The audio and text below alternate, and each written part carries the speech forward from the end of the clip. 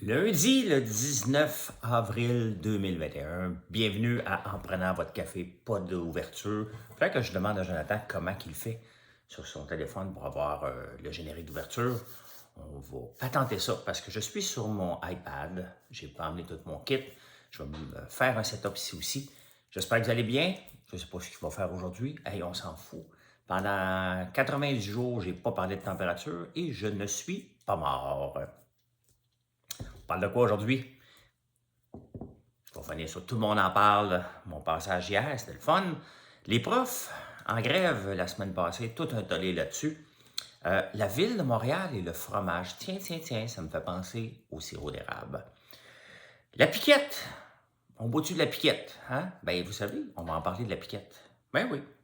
Hey, pénurie de vélo mondiale, pénurie d'acier. C'est spécial, on est en pleine pandémie et il y a des pénuries de choses diverses.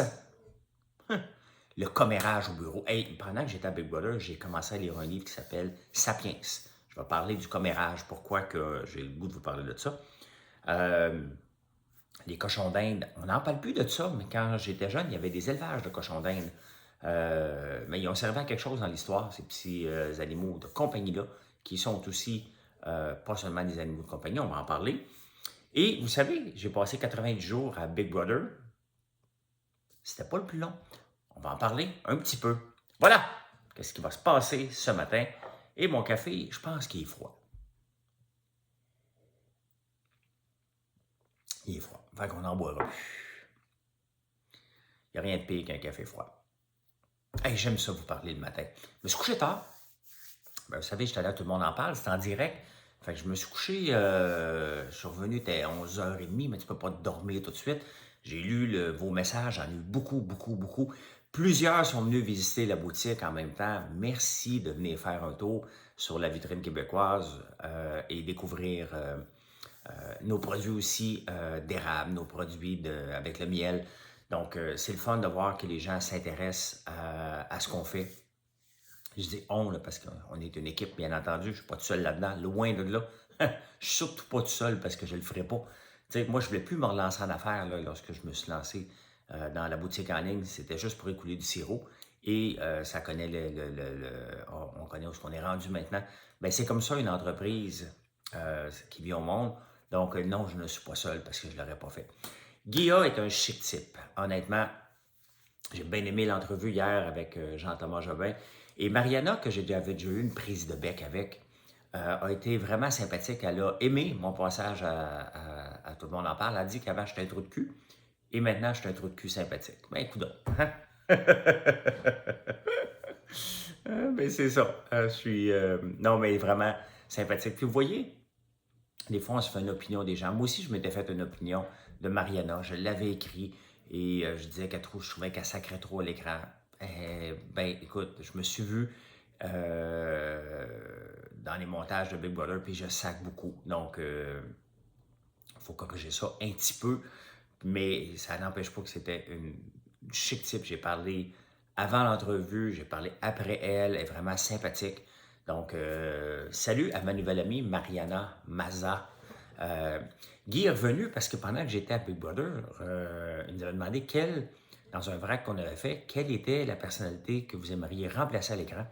Et bon, je ne suis pas un acteur, à moins qu'on me propose des rôles d'acteur, j'essaierais bien, mais il faut faire que ce soit des rôles semi-silencieux, genre un parrain qui dit allô. Ben, ça va. Quelque chose de base, là, pas trop complexe. Mais, ben, comme ma face, elle mène trop proche. On va reculer un peu. J'ai perdu ce que je disais. Mais autrement, bon, ce que j'aime faire, moi, c'est donner mon opinion, puis parler, d'interagir. Je m'intéresse à plusieurs sujets. Et Guillaume me l'a posé la question, ça a l'air que tu voudrais remplacer Danny Turcotte. Fait que j'ai dit effectivement. Et je pense pas avoir un appel. Pourquoi? Parce que je ne pense pas. Tu sais, des fois, tu as un feeling ou tu n'as pas de feeling, puis rien contre Guilla. C'est un chic type, puis je pense qu'il m'apprécie. Mais je doute avoir un appel de Tout le monde en parle. Mais j'aimerais bien ça, avoir un essai. Tu sais, dans la vie, tu as juste besoin d'un essai, puis après ça, c'est à toi de saisir ta chance. C'est comme ça dans toutes les affaires dans la vie. Tu sais, des fois, je dis aux gens, donnez-moi une chance, mais tu sais, dans le fond, c'est de prêter la confiance. Tu sais, tu dis pas, fais-moi confiance. Prête-moi la confiance, et si je fais bien, ben, tu me gardes. Sinon, ben, tu la reprends ta confiance, puis je suis bien à l'aise avec ça. On verra, mais j'attends rien dans la vie. Il ne faut pas que tu espères. Mais pourquoi c'est pour moi, ça ne marche pas comme ça? Je suis heureux dans ma vie, j'aime ce que je fais, mais si j'ai la chance d'être fou du roi, ben, je vais saisir cette chance-là. On verra bien, mais je doute que ça arrive. Mais restons ouverts à tout. À toute éventualité. Hein? Hey, les profs, la semaine passée, ont débrayé 90 minutes. Et bon, c'est sûr que je ne suis pas au courant de tout ce qui s'est passé depuis 90 jours, mais 90 minutes, c'est pas vraiment une grosse grève. Et il avait averti, quand tu fais une grève, quand tu as le droit de grève, tu fais une grève, tu avertis, c'est pas des gros impacts, mais les gens ont rouspété beaucoup. C'est sûr que ça change les horaires des gens un peu, mais tu sais, le droit de grève est là pour une raison. Ils ont le droit de faire la grève lorsque la convention collective n'existe plus. Maintenant, il faut que les syndicats acceptent aussi que le patronat a le droit aussi au lockout. C'est deux choses normales dans des discussions à un moment donné de dire, bien, regardez, ça s'en va dans une impasse et je vais déclarer un lockout. Ça veut dire que c'est le propriétaire qui ferme, il a le droit. Et en même temps, les syndicats, je m'en ai dit les syndicats, j'ai tellement niaisé. Rambo, sors de ce corps! Rambo! Comment il va, Rambo? Ça fait longtemps que j'ai pas fouillé. Moi, fouillé sur le net aujourd'hui. Comment va mon ami Rambo? Il aurait été un bon candidat, lui, dans Big Brother. Et ça aurait sacré au quart de tour là-dedans. Mais c'est ça, ils ont le droit de faire la grève. Que voulez-vous? C'est comme ça. Et les gens étaient fâchés. Ben oui, ça change notre horaire, mais bon, ils ont le droit de revendiquer ce qu'ils vont avoir, ce qu'ils veulent. On ne le sait pas.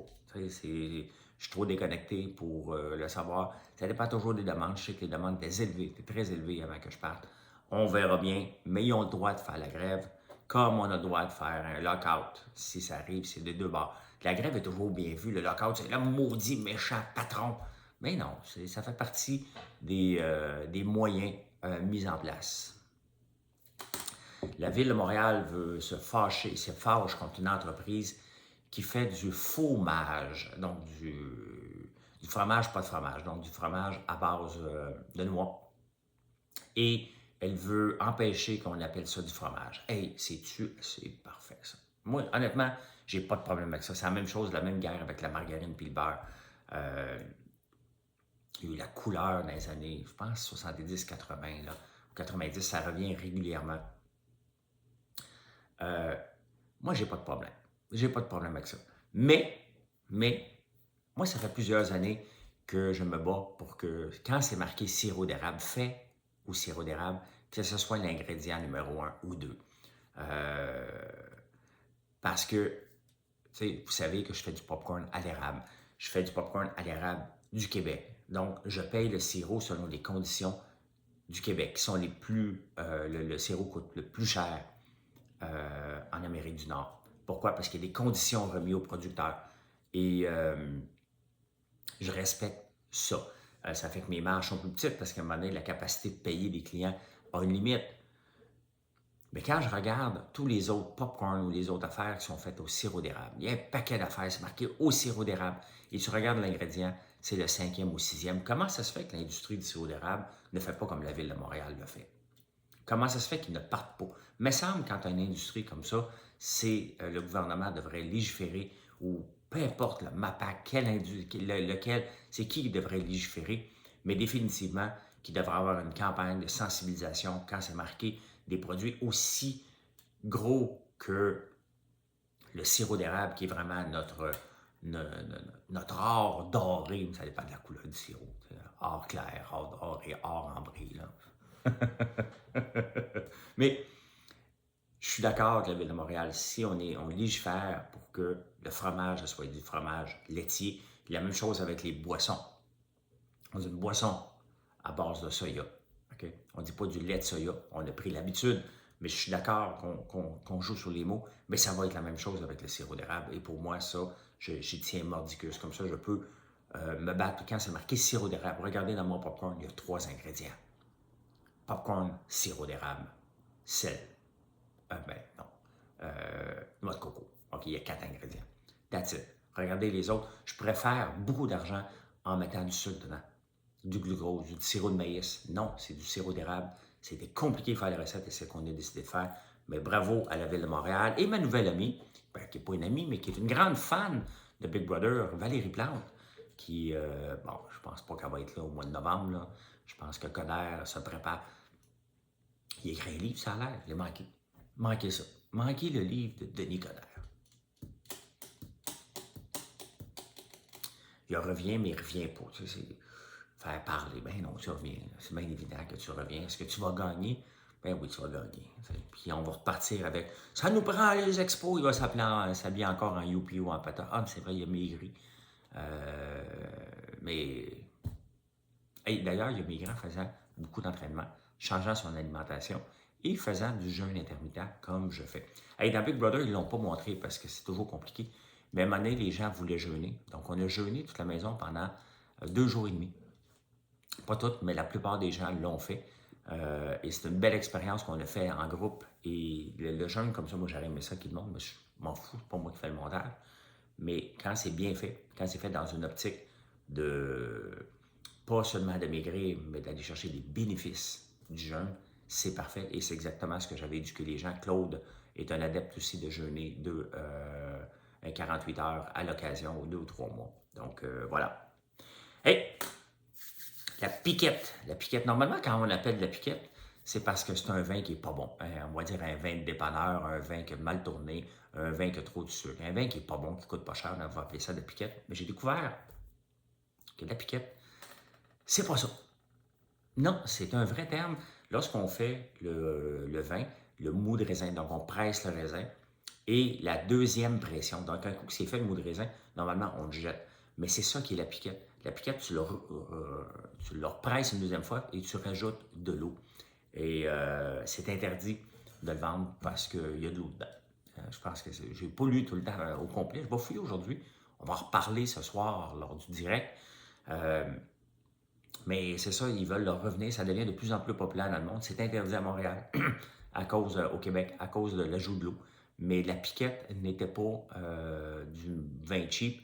C'est un vin qui a à peu près 7 d'alcool et ça permet de réutiliser la matière. Donc, dans l'optique où on est en ce moment, ça devrait définitivement être permis en autant que c'est bon. En autant que c'est bon. Ah ben, vous voulez faire du vélo? Bonne chance. Ça va faire du payer cher. Il y a une pénurie de vélos mondiale. Avec la pandémie, les gens ont commencé à se promener plus en vélo. Et là, le petit vélo à 500-600$ ou 300$, oubliez ça. La moyenne des prix maintenant est à 3000$ pour un vélo décent. Et il y a une pénurie mondiale de vélos maintenant dans le monde. Pénurie mondiale de vélos dans le monde. Puis après ça, je vais aller faire le fou du roi. Quand même. T'sais. Corrige ton français, François. Là. Ben oui. Pénurie de vélos. Il y a des usines qui sont en ralenti, bien entendu, il y a moins de travailleurs, puis en même temps, la demande a explosé.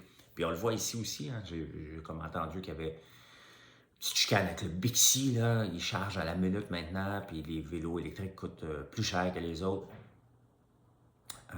Intéressant, c'est mon ami Alexandre Taillefer qui est là-dedans. Ça va bien aller. Ça va bien aller. Donc, si tu veux un vélo, ça se peut t'attendre l'année prochaine. Et en parlant de pénurie, il n'y a pas juste une pénurie de vélos, hein, mais à ce temps-ci de l'année, c'est l'année où j'achète des nouvelles poules, des poules pondeuses. Vous savez qu'on a droit à 100 poules. Hein, au Québec, 99. Là. Il y a des quotas respectés, mais hors quota, on a le droit d'avoir 100 poules. Et bon, j'utilise un peu, je reviens. J'utilise des œufs pour faire les meringues à l'érable, qu'on appelle les larmes de dragon. Et il y a 2 ingrédients là-dedans. C'est le fun de faire des produits avec pas beaucoup d'ingrédients. Quand tu le lis, là, pas besoin d'avoir des lunettes bien grosses. Ça contient quoi? Ingrédients. Sirop d'érable, en partant. Des blancs d'œufs. That's it. crème de tarte, mais c'est une poussière de crème de tarte juste pour que ce soit parfaitement blanc. Donc, on utilise des œufs pour faire ça, regardez. Vois-tu les ingrédients?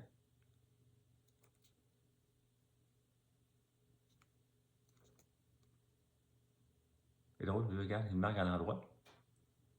Là. Bizarre. Ça, c'est un produit que je suis fier. On a une machine, je vais vous la montrer, la machine, quand je vais y aller mercredi. Parce qu'on a fait faire une machine, ça a pris du temps, parce qu'avant, on faisait ça à la main. Une à la fois. Il y avait du monde qui faisait... Là, on a une machine qui fait... Donc, ce qui prenait une éternité avant, et beaucoup de gens, ben on n'a pas mis personne dehors, on a juste réutilisé à autre chose. C'est le fun. Donc oui, on a le droit à 100 poules. Ça aussi, où ce que je les achète, ils disent, écoute, tout est réservé. Maintenant, j'en ai même pas avant 2021-22. Il dit peut-être même jusqu'en 2024. Donc, les gens ont un engouement d'avoir leur petit poulailler. Bien, vous savez aussi, en ville, certains endroits, on a le droit d'avoir 2 poules. Mais ça fait du bruit, hein? L'année passée, mon partner en avait à Westmount et il est obligé de m'y redonner. Ça faisait trop de bruit. Tu sais, c'est le fun d'en avoir, mais ça jacasse des poules. Là. Hey, une autre pénurie, tant qu'elle est dans la pénurie, ceux qui ne le savent pas, je suis actionnaire d'une compagnie qui s'appelle Acier Saint-Jérôme, donc on est dans l'acier. On ne fabrique pas de l'acier, ce n'est pas une usine de fabrication d'acier, on distribue de l'acier où on fait on fait des œuvres, mais pas, notre job n'est pas de souder, on en fait beaucoup, beaucoup de soudure. D'ailleurs, je vais aller la voir, ça fait un bout de temps, à cause de la pénurie, je n'y ai pas été, mais mes pneus d'hiver sont entreposés là, fait que demain, je vais aller voir mon cousin, parce que je suis avec mon cousin là-dedans. Tu sais, des fois, on demande, est-ce qu'on se lance en affaires avec la famille? Ben écoute, je suis associé avec mon cousin. Ça fait 5 ans dans une compagnie d'acier. On s'est toujours bien entendu avant. Dans françoislambert.one, ma soeur travaille à temps plein. Mon frère est professeur, mais il travaille presque à temps plein aussi parce qu'il aime ça. Mon beau-frère travaille là. Jonathan, qui fait partie de la famille, est là aussi. Ben oui, je l'ai adopté. Marilyn. Donc, est-ce qu'on peut travailler avec la famille? Ben oui, on peut travailler avec la famille, puis c'est encore mieux, mais il faut être capable de se parler parce que ben dans toute entreprise, il faut se parler. T'sais, quand il y a quelque chose, tu parles tout de suite d'une situation, tu l'arrêtes parce qu'il y a des situations, il y en a. Donc oui, il y a une pénurie d'acier aussi mondialement et les prix ont augmenté de beaucoup, beaucoup, beaucoup, beaucoup parce que les usines tournent au ralenti. Donc, j'ai hâte d'aller la voir. Ça fait un bout de temps que je n'ai pas été voir ça. Donc, vous avez besoin de l'acier. Demandez-nous le don. Demandez-nous le don. Demandez-nous le... Ben, je me suis couché, il était 2 h du matin. Hein? Et là, ben, à un moment d'enregistrer ça, il est 6 h, donc je me suis levé à 5 h, j'ai juste dormi 3 h. Donc, il y a des mots qui tombent mal. Des mots, en parlant de mots, mon mot de cou, j'ai une radiographie à 8 h ce matin. On va aller voir qu'est-ce qui se passe dans mon dos, dans mon cou exactement, voir qu'est-ce qu'on peut réparer parce que là, j'ai décidé que c'est assez. Ça fait 30 ans que j'ai mal au cou et c'est ce printemps que ça se règle, cette affaire-là. Et le commérage. Le commérage au bureau, je suis tombé sur un article dans le Wall Street Journal. Et on s'ennuie de ça. Ça fait partie de notre vie de faire du gossip, hein, de mémérer au bureau. D'ailleurs, dans les entreprises, c'est très simple. 75% du temps, les gens font leur travail. Ils se présentent, font leur affaire, ne veulent pas de trouble. 10% du temps, ils se demandent c'est qui leur boss. Mais c'est qui mon boss? Tu sais, comme moi, là. Tu François, si tu Marilyn, si tu Yannick, tu Véronique, si tu Jonathan, hey, moi, vous dire tout de suite, arrangez-vous, pas moi le boss. C'est pas moi le boss. Mais les gens se demandent régulièrement c'est qui le boss dans les entreprises. Et l'autre 10% du temps, ils passent leur temps à mémérer. Mais vous savez, dans le livre que j'ai lu, Sapiens, pourquoi nous autres, on s'est déterminés, on est devenu ce qu'on est devenu et qu'on a pu avancer rapidement, c'est le mémérage. Oui, grâce à ça, ça fait partie de se protéger parce que les gens vont dire « Fais attention à elle ». Oh, attention, elle, regarde ton chum. Donc, en mémérant sur les gens, on s'est développé des systèmes, on est devenu une société, mais en mémérant, ça nous a permis d'avoir des mécanismes de défense. Et c'est très intéressant ce que je disais dans le livre, c'est drôle parce qu'il en parle dans le Wall Street Journal. C'est ce qui a fait avancer notre société en se donnant des moyens de se protéger en mémérant contre les gens. Donc, quand vous allez voir quelqu'un mémérer, et j'ai remarqué ça parce que dans Big Brother, s'il y a quelque chose qu'on fait pour se protéger, c'est de mémérer. Tout le temps. Dès que quelqu'un va pas bien, on mémère. Il n'a pas l'air heureux, il lit beaucoup de livres le matin. Ah ah! Lit des livres égale malheureux. On l'élimine. C'est aussi simple que ça. Dans une micro-société où on cherche des occasions pour sortir des gens, tout petit détail, c'est pour ça qu'on mémère tout le temps, on chute tout le temps. Hey, les cochons d'Inde, c'est un animal de compagnie, mais vous savez que la maladie mentale est souvent réglée en donnant du lithium. Bon, je ne suis pas un spécialiste, là, mais je sais que certaines personnes que je connais ont été obligées de prendre du lithium pour régler le débalancement chimique qu'on a dans le cerveau. Ben, les tests ont été faits dans les années 50, je pense, dans les années 50, sur des cochons d'Inde. Donc, il faut leur dire merci, ces beaux petits cochons-là, qui sont de moins en moins des animaux de compagnie. Je sais qu'il y avait des élevages. J'imagine qu'on faisait quoi avec ça? Avec des cochons d'Inde? C'est bon.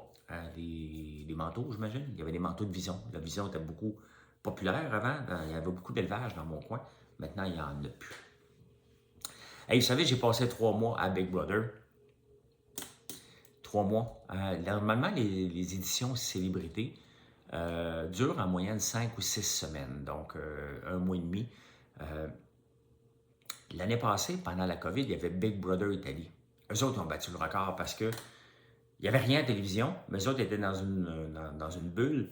Ils leur ont demandé, ça vous tente-tu de rester un autre 3 mois? Donc, ils ont étiré, je ne sais pas comment ça s'est fait, je vais aller fouiller, mais j'ai appris ça. Ils ont étiré Big Brother pour que ça devienne une édition de 6 mois. J'imagine qu'ils ont peut-être donné un peu de contact à l'extérieur, mais 6 mois sont restés dans la maison à faire des jeux pour divertir les gens, parce que c'est ça, avant tout, Big Brother, c'est un divertissement. Tu écoutes ça en étant à off un peu et tout en regardant, tu sais, ça te détend. Tu n'as pas besoin de te casser la tête, ou tu peux te la casser, bien entendu. Mais c'est ça, Big Brother, c'est un divertissement. Et je disais un commentaire un peu hier sur Tout le monde en parle. Pourquoi inviter des gens d'une télé-réalité? Ben, écoutez, c'était du divertissement.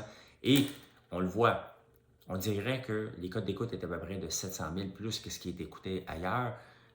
Mais c'est écouté presque 2 fois plus qu'Occupation Double, beaucoup sur le net. Et beaucoup des gens en ont jasé, justement en faisant du mémérage. Et je parlais avec Jean-Thomas Jobin hier soir. On a vraiment l'impression qu'à peu près tout le Québec, il y a eu le même impact que moi en ayant faire son épicerie. Les gens nous regardent. Les enfants qui ne connaissaient pas Jean-Thomas l'appellent Jean-Tom-Tom. Donc, on a l'impression que c'est écouté par 3 millions de personnes. Donc, c'est juste du divertissement qu'on allait faire. Aller s'amuser, puis ça va faire du divertissement. On n'a pas réinventé le monde. Il n'y a personne qui pense ça. Voilà comment j'ai vu l'actualité en ce lundi 19 avril. Je vous souhaite une excellente journée et on se reparle ce soir, 17h. Ciao, bye!